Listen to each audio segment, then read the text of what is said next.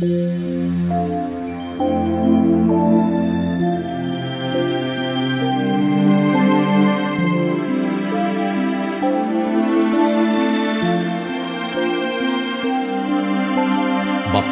ang bumabasa at ang nangakikinig ng mga salita ng hula at tumutupad ng mga bagay na nangasusulat doon, sapagkat ang panahoy malapit na.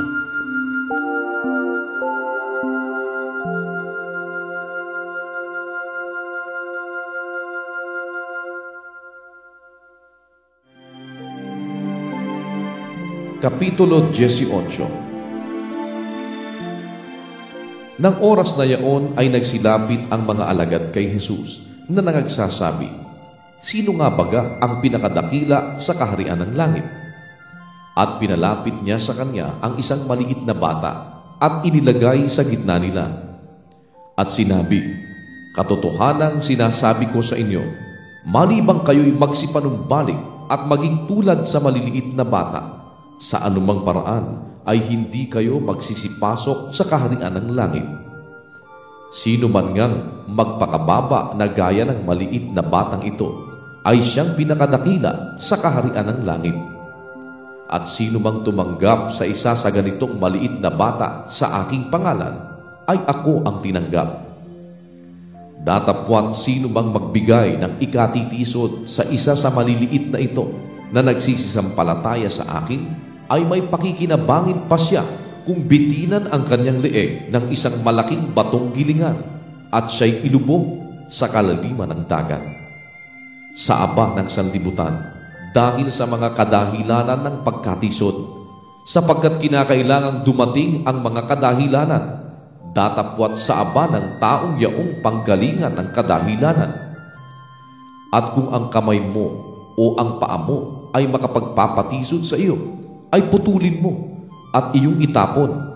Mabuti pa sa iyo ang pumasok sa buhay na pingkaw o pilay, kaysa may dalawang kamay o dalawang paa na ibulid ka sa apoy na walang hanggan.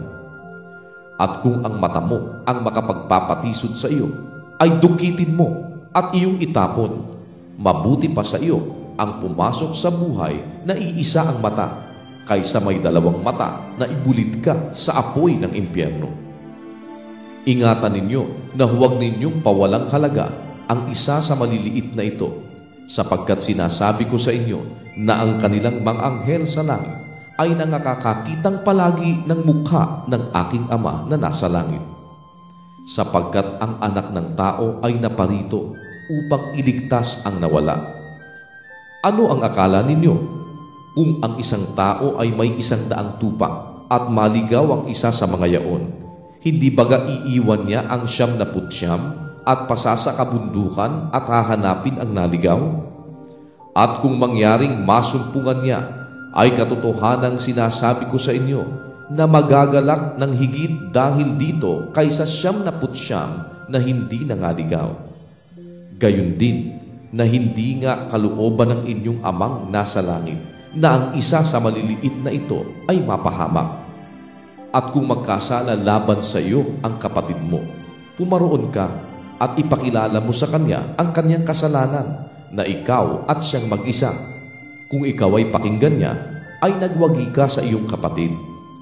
Datapwat kung hindi ka niya pakinggan, ay magsama ka pa ng isa o dalawa, upang sa bibig ng 2 saksi o 3 ay mapagtibay ang bawat salita.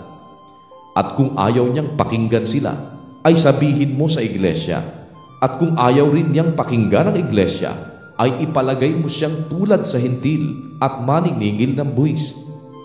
Katotohanang sinasabi ko sa inyo na ang lahat ng mga bagay na inyong talian sa lupa ay tatalian sa langit, at ang lahat ng mga bagay na inyong kalagan sa lupa ay kakalagan sa langit.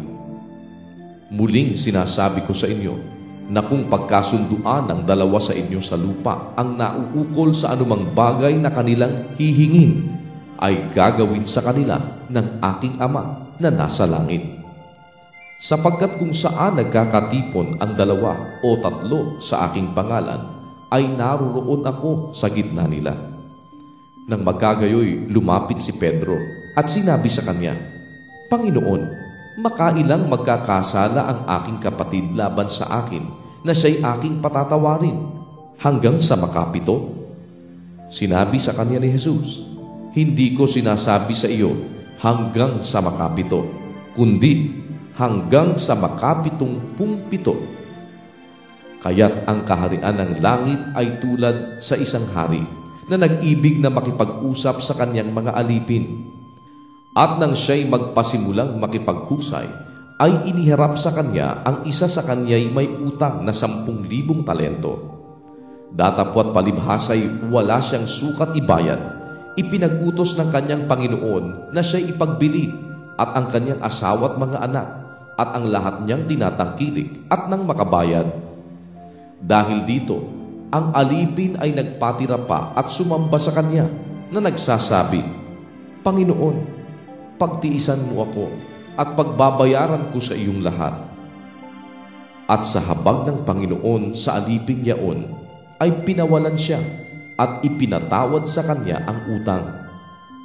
Datapwat lumabas ang aliping yaon at nasumpungan ang isa sa mga kapwa niya alipin na sa kanya'y may utang na 100 denaryo at kanyang hinawakan siya at sinakal niya na sinasabi, bayaran mo ang utang mo.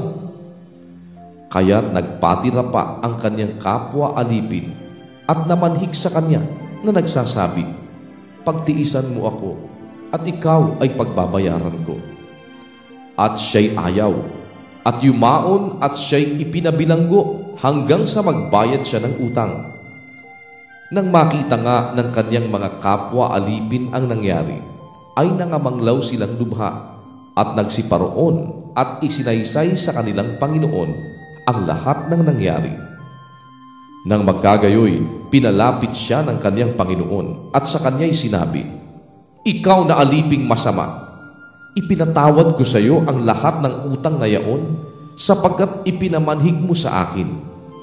Hindi baga dapat na ikaw naman ay mahabag sa iyong kapwa alipin na gaya ko namang nahabag sa iyo? At nagalit ang kanyang Panginoon at ibinigay siya sa mga tagapagpahirap hanggang sa siya'y magbayad ng lahat ng utang. Gayon din naman ang gagawin sa inyo ng aking Ama na nasa kalangitan kung hindi ninyo patatawarin sa inyong mga puso ng bawat isa ang kanyang kapatid.